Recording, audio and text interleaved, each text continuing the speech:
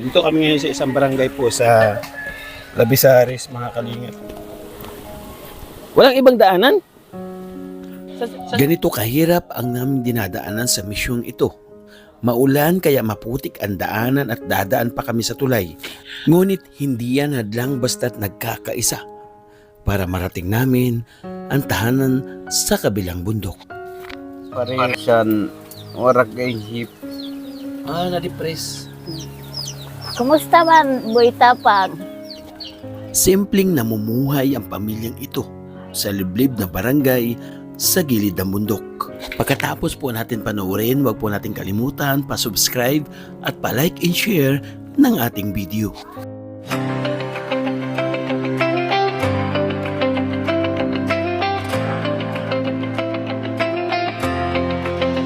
Sa bawat sulok ng Northern Samar.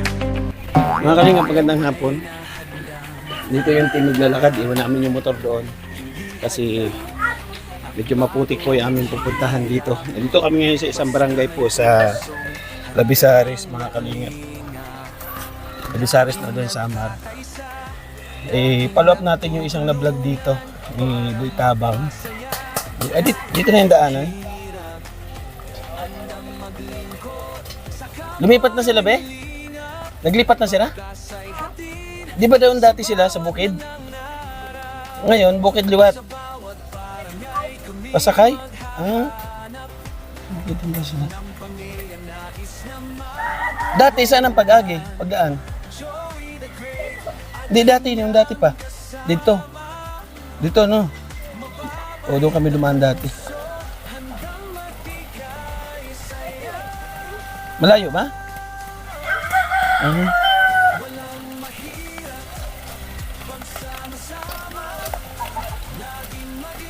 natin dito? Ang dahil mga bahay dito na maliit po. Saan sila?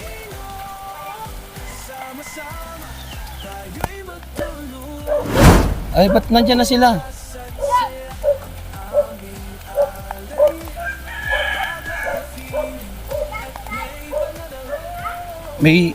May tulay?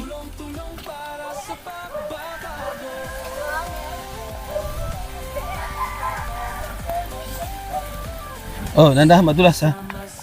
Oy, tropa. Tropa tayo ha. Tropa tayo. No. Baha.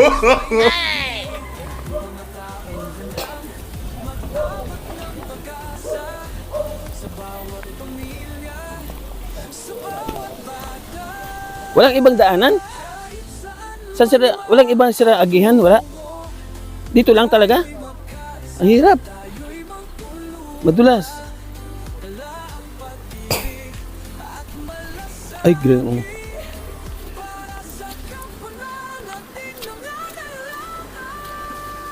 Madulas, oh.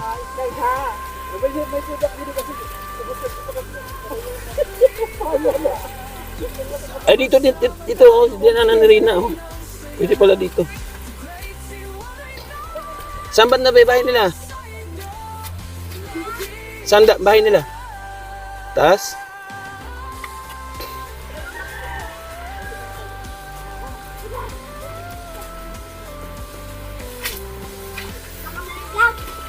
Ano? Kaya? Hindi mo kaya?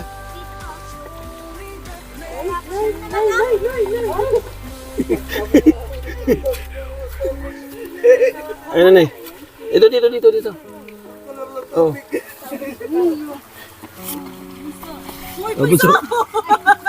Awak, bunso. Awak. Ay, Jesus Maria Joseph. Oh, sige, ito na tayo.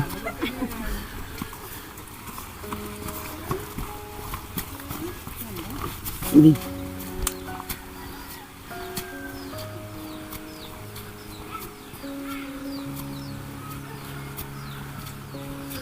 Asan ang bahay nila, be?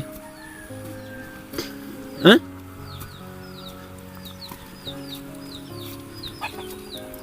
Ini ang bahay ni nanay. Hello? Ay, ito si kuya, oh. Kumusta? Ikaw ang? Siya yung nag-aaral? Bunso. Pwede makituloy? Nay? Pwede tumuloy? Baka hindi ay. Ayan. Makakuruan na. Bigyan kita ng microphone ha. Ha? Microphone. Tagang ko ikaw. Hmm. Ay, Ginoo. Ang hirap ng daanan nyo. Lingkod eh. Sige po, dyan lang po kayo. Dito lang po kami. Hala. Opo. At hindi rin po kami magtatagal at hapunan. Bakit kayo nalipat? Ka, Papakuan na kami ni Manuli pag nalga dito. Pinaalis kayo doon. hindi di oo. Lumipat kayo. Mm. Itong nilipatan kanino to dito? Kan Sa tumano alo. Pumayag naman. Mm. Sino nagawa ng bahay? Kami. sira. Mm. Uy, nagkamanguran. Kayo nagawa kuya? Tulong-tulong? Galing naman ni kuya. Nasaan siya dati? Wala siya dati. Manila. Nabakasyon. Oo. Mm. Kuha lang ako ng may, dito ako sa kabila. Yan. Anong pangalan mo kuya? Efren. Kuya Efren, natatandaan mo ako? Hindi. Yung isa nagbablog sa inyo, natandaan nyo? Oo. Sino yan? Si Ambot. Si Boy Tabang. Oo. Si Boy Tabang. Pero kasama ako noon. Ako nagbibideo sa kanya Ay, noon. oo. Oo, nagbablog sa inyo. So ako si Kuya Joey. Mm. Ako si Kuya Joey the Great. Mao daw. Nakukuha ko ikaw. Oo, ako si Kuya Joey, Joey the Great. Kumbaga, ako yung pinaka-founder ng team. Ako yung ambassador dito sa Samar.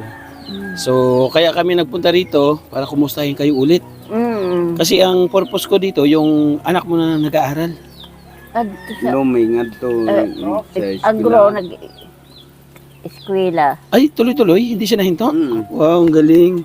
Ano na siya ngayon? Kamusta? Grade 3, grade 10, Grade 10. Pag-graduate siya ngayon ng...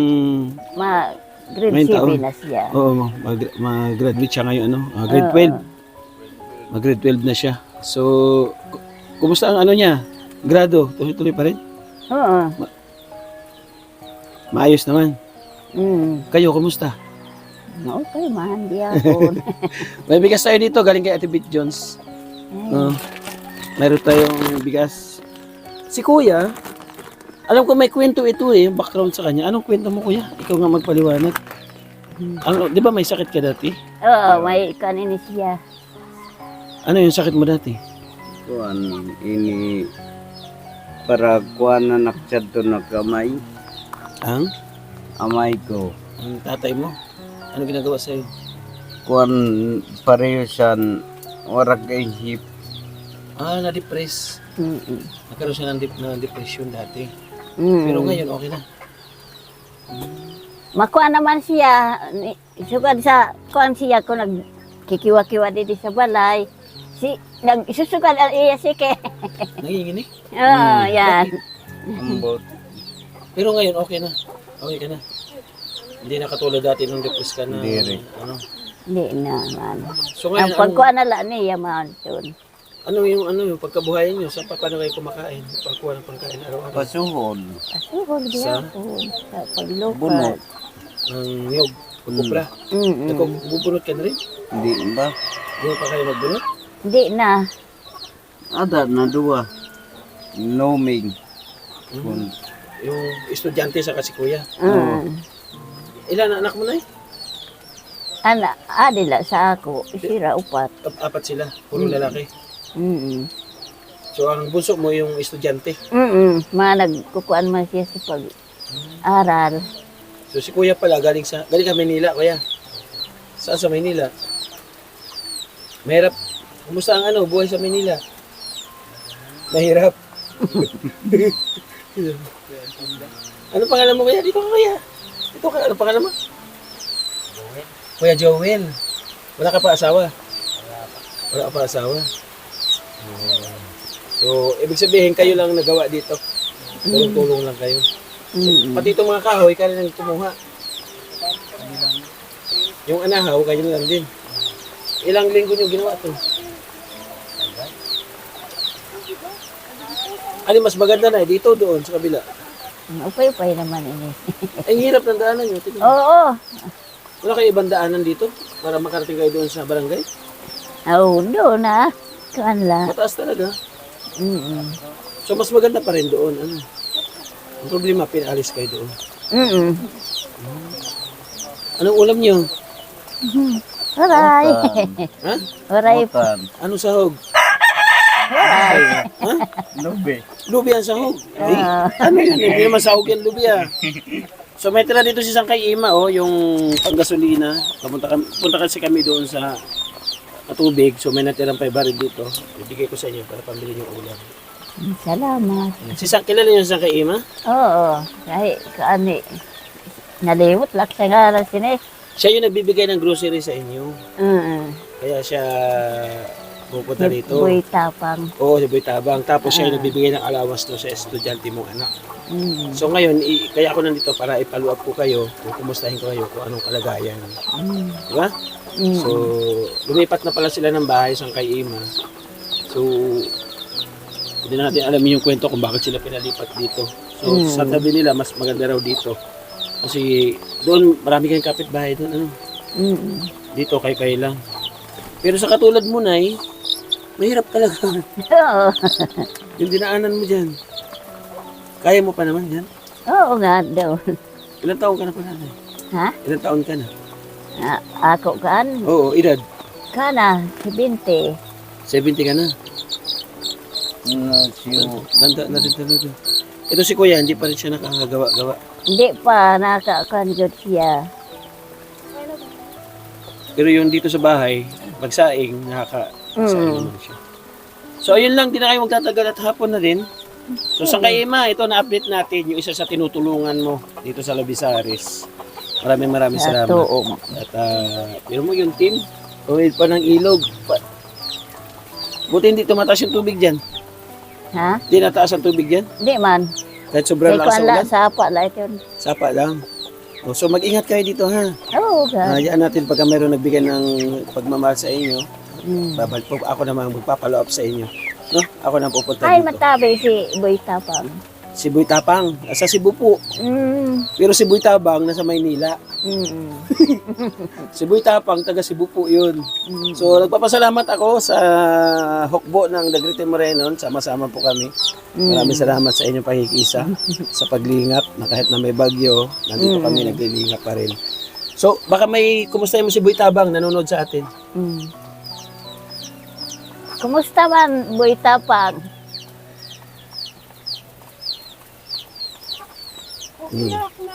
Okay lang daw siya, Nay. Tatawa siya. Kaysa kay Ima, ano sabihin mo? Yung nagbigay ng pamulam sa'yo. Kumusta man, isang kay Ima? O yun. Saka si Ate, saka si Ate Bit Jones, yung bigas. Adi nga bugas. So salamat, Nay, ha. Salamat man. Makadi na kami pag hinay ka mo didi, ha. Ay, oo. Oo, sige, thank you so much. So mga batang nagsama sa amin, maraming salamat, ha. May bigyan ko kayong pambaon doon sa motor. Okay? Tara, mga kalingap. Thank you po. So ayan mga kalingap, maraming salamat po. Nabisita natin yung isang beneficiary ng kasama natin na sa pagbablog dito sa Samar. Shoutout na vlog din po ito ni Boy Tabang. Ngayong in-update natin at inalam natin yung kanyang kalagayan. So hindi natin akalain na mula doon sa kabilang bundok, lumipat na pala sila dito sa kabila pang bundok. So talagang ganun ang buhay mga kalingap. At dito silang komportable, no? Ang mga manok lang dito, mga alaga nyo, ito lang pinagkakabuhayan nyo. So tuloy pa rin. May second floor, ha? May aircon yan sa loob, wala? Wala aircon. Kala ko may aircon. Tapos yung dingding nila, yung nyog. Sinalapid dyan na nyog, ano? Sinalapid dyan nyog. So maraming salamat sa team. Muli, isa-isa, lahat kami pumunta rito. Yan, thank you so much po sa Dagrete Morenon. Ang founder, siyempre, Joey Dagrete, ang ambassador ng Samar. Yun ang kondor yung ating deputy. Ang ating scouter, siyempre, nandiyan si Nelson TV Official, yung Limix TV, yan si Yansky TV Official, saka Serena TV Official. Sama natin si Bunso, mga kalingap, si Ate Ima. So, thank you so much. Ang ating Kuya Bal, maraming salamat Kuya Bal sa pagsuporta ng sa amin dito sa Samar. Ganun na rin sa ating Dagrete Morenon, mga kapartners, family sponsors. Thank you po. Sa kay Ima Vlog, maraming salamat.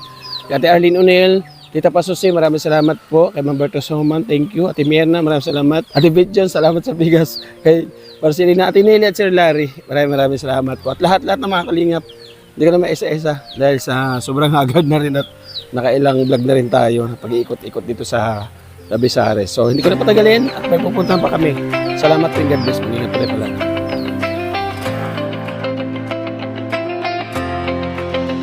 Sa bawat sulok ng Northern Samar, may kamay na handang umalalay. Hindi hadlang ang pagod at hirap, basta't may pusong handang maglingap. Laging nagkakaisa, laging nagtutulungan para mapasaya kahit anong hirap. Handang maglingkod sa kapwa ng inilingap, pagtas ay hatid sa bawat nangangarap. Sa bawat barangay kami maghahanap ng pamilyang nais na matulungan. Joey the Great at kanyang kasama, mababait na puso, handang magbigay saya. Walang mahirap pagsama-sama, laging maglilingap sa taong mahirap. Asahan ninyo, kami andito, tigay timoy noon para sa inyo. Sama-sama, tayo'y magtulungan, pag-asa't saya ang aming alay. Babae feeling